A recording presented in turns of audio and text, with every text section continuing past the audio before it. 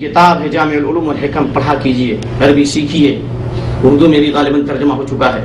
حافظ بن حجر رحمۃ اللہ علیہ کی کتاب ہے لطائف المعارف، بدعات اور خرافات کو انہوں نے اس میں گنایا ہے۔ تو اس کتاب میں حافظ ابن رجب الحنبلی رحمۃ اللہ علیہ نے نقل کیا ہے کہ بے شک ان اللہ تعالی نشأ فی قلوب العباد حنینا الی مشاہدۃ بیتہ الحرام، اللہ تعالیٰ نے اپنے مومن بندوں کے دلوں میں خانہ کعبہ کی عظمت کو، اس کے تقدس کو، اس کی فضیلت کو اللہ نے داخل کر دیا ہے۔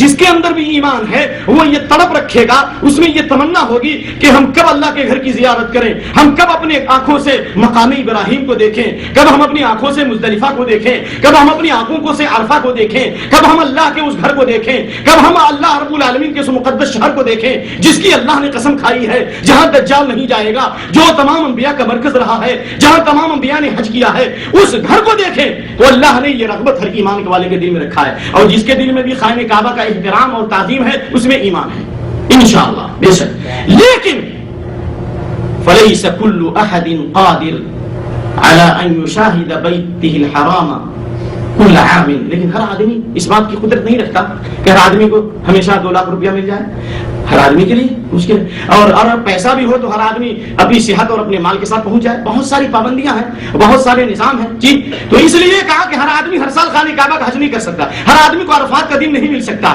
اور ہر آدمی کو خانہ کعبہ کی حاضری ممکن نہیں، اللہ جس کو چاہے اسی کو دے۔ اور اسی لیے فرض علی المستطیع الحج مرۃ واحدۃ فی عمرہ، اس لیے اللہ تعالیٰ نے ایک رحمانہ قانون بنایا کہ پوری زندگی میں ایک مرتبہ حج فرض کیا ہے۔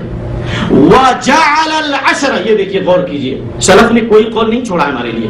اگر آپ مطالعہ کریں قرآن حدیث کا سلف کے اقوال کا، تو آج جتنی چیمگوئیاں ہو رہی ہیں اور بڑے بڑے لوگ فرمولے نکال رہے ہیں دین کے اوپر، شکوک و شبہات پیدا کر رہے ہیں، آپ کے لیے کوئی کام ہی نہیں رہ گیا، ساری چیزیں آپ کو پچھلے ملے گی، پیچھے مل جائے گی۔ لَن يُصْلِحَ آخِرَ هَذِهِ الْأُمَّةِ إِلَّا مَا صَلَحَ بِهِ أَوَّلُهَا، اور یاد رکھیے اولڈ از گولڈ، جتنی پرانی چیزیں ہیں وہ قیمتی ہر زمانے میں نہیں دنیا میں، تو دین کے معاملے میں امت کے بعد والوں کی اصلاح پچھلوں کے طریقے پر ہوگی۔ حافظ ابن حجر رحمۃ اللہ علیہ، حافظ ابن رجب رحمۃ اللہ علیہ نے لکھا ہے کہ چونکہ حج کی فضیلت حاجیوں کے لیے ہے لیکن اللہ کی رحمت تمام پر عام ہے، لہذا اللہ رب العالمین نے اس عشرے کی فضیلت بیان کی اور حج کے ساتھ اس کو منسلک کر دیا کہ بڑھ کر اٹھا لو ہاتھ میں مینا اسی کا ہے، وفی ذلک فلیتنافس المتنافسون، جو چاہے اللہ سے قریب ہو جائے، جو چاہے جہنم سے آزاد ہو جائے، جو چاہے اللہ رب العالمین کی رضا حاصل کر لے، لہذا ان 10 دنوں کی فضیلت اللہ تعالیٰ نے متعین کی ہے۔ اور حافظ ابن حجر رحمت اللہ علیہ نے لکھا فتح الباری میں، کہا کہ ان 10 دنوں کی فضیلت اس لیے ہے کہ اللہ نے جتنی عبادت ان 10 دنوں میں رکھی ہے وہ عبادتیں سال کے کسی بھی دن اور کسی بھی عشرے میں نہیں ہے۔ والذی یظہر ان السبب فی اختیار عشر ذی الحجہ هو اجتماع امہات العبادت فی ذلک من الصلاة والصیام والصدقۃ، آگے بولیے، والحج۔ ان 10 دنوں کی فضیلت کی وجہ یہ ہے جو چیز ظاہر ہوتی ہے میرے سامنے، یہ نہیں کہ میں کہہ رہا ہوں، توازو، جو چیز ظاہر ہوتی ہے وہ یہ کہ ذی الحجہ کے 10 دنوں میں وہ تمام عبادتیں جمع ہو گئی ہیں، اور تمام عبادتوں کی ماں، تمام بنیادی عبادتیں جن بنیادی عبادتوں پر دین کی ساری عمارت کھڑی ہے وہ ساری عبادتیں ان 10 دنوں میں جمع ہو چکی ہیں۔ نمبر 1 صلاۃ، نمبر 2 صدقہ، اور نمبر 3 سیام کے تعلق سے بھی حدیث آئے گی انشاءاللہ وقت ملنے پر، اور حج، اور ولا یجتمع فی غیرہ ولا تجتمع فی غیرہ، اور یہ ساری عبادتیں سال کے تمام دوسرے دنوں میں جمع نہیں ہیں۔ کہیں آپ کو عبادت ملے گی تو حج نہیں ہے، اور کہیں پر آپ کو عمرے کی فضیلت رمضان میں تو آپ کو حج کی فضیلت نہیں ہے، حج ہے ہی نہیں، آپ رمضان میں حج کر ہی نہیں سکتے، عمرہ کر سکتے، عمرۃ فی رمضان تعدل حجۃ معی، رمضان کا عمرہ میرے ساتھ حج کے برابر ہے، ٹھیک ہے۔ اس لیے ان ایام میں خیر اور بھلائی اور تمام عبادتوں کو جمع ہونے کی وجہ سے اللہ تعالیٰ نے اس کو فضیلت دی ہے سال کے تمام دنوں پر اور تمام عشروں پر۔ تو ہم لوگ ان 10 دنوں میں کیسے عبادت کریں، عبادت کیسے کریں ان 10 دنوں میں؟ ایک منٹ،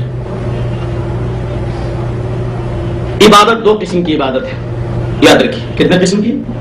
2۔ پہلی عبادت عام عبادتیں، اور عبادت مطلقہ، لا عبادت عامۃ و عبادت خاصہ، سنتے رہیے، عام عبادتیں اور خاص عبادتیں۔ تو عام عبادتیں عمل صالح میں تمام اعمال آ گئے، نماز بھی ہے اور تبلیغ و دعوت بھی ہے، طلب علم بھی ہے، لیکن یہاں پر اعمال کے اوپر جو ابھارا گیا اس میں فرائض نہیں، فرائض تو کرنا ہی ہے، لیکن اس میں نوافل ہیں، یعنی عام نفل عبادتیں، کثرت صلاۃ، کثرت قرات، طلب علم اور صدقہ خیرات، تمام چیزیں داخل ہو گئی۔ مثلا اگر آپ نفل عبادت کریں گے تو آپ اللہ سے قریب ہو جائیں گے، اور اللہ کے نبی فرماتے ہیں کہ ان 10 دنوں میں نیک عمل کرنا اللہ کو سب سے زیادہ محبوب ہے۔ یاد رکھیے، یعنی اللہ کے نبی فرماتے ہیں کہ یہ ایام اللہ کو محبوب ہیں، یہ ایام اللہ کو محبوب ہیں، لہذا جو ان 10 دنوں میں عبادت کرے گا وہ عمل بھی اللہ کو محبوب ہوں گے۔ دو ہو گیا۔ نمبر 3، جو ان 10 دنوں میں عبادت کرے گا وہ اللہ کو بھی محبوب بن جائے گا، یہ اللہ کا محبوب بن جائے گا۔ کیسے؟ اللہ کے نبی فرماتے ہیں، حدیث قدسی ہے، وَلَا يَزَالُ عَبْدِي يَتَقَرَّبُ إِلَيَّ بِالنَّوَافِلِ حَتَّى أُحِبَّهُ فَإِذَا أَحْبَبْتُهُ كُنتُ سَمْعَهُ الَّذِي يَسْمَعُ بِهِ وَبَصَرَهُ الَّذِي يُبْصِرُ بِهِ وَرِجْلَهُ الَّتِي يَمْشِي بِهِ وَيَدَهُ الَّتِي يَبْطِشُ بِهَا وَلَئِنِ اسْتَعَاذَنِي لَأُعِيذَنَّهُ۔ ذرا اس مسئلے پر غور کیجیے گا، اللہ ہم سب کو صحیح سمجھنے کی توفیق نصیب فرمائے۔ اللہ کے نبی فرماتے ہیں، اللہ فرماتا ہے، حدیث قدسی ہے کہ میرے بندے نوافل کے ذریعے مجھ سے قریب ہوتے ہیں۔ اللہ سے قریب ہونے کا ذریعہ پیری مریدی نہیں ہے، قبروں کے اوپر قرآن خوانی نہیں ہے، تعویذ گنڈے نہیں ہیں، عبادت سے قریب ہوگے، عبادت سے فسجدوا واقترب، سجدہ کرو، اللہ سے قریب ہو جاؤ گے۔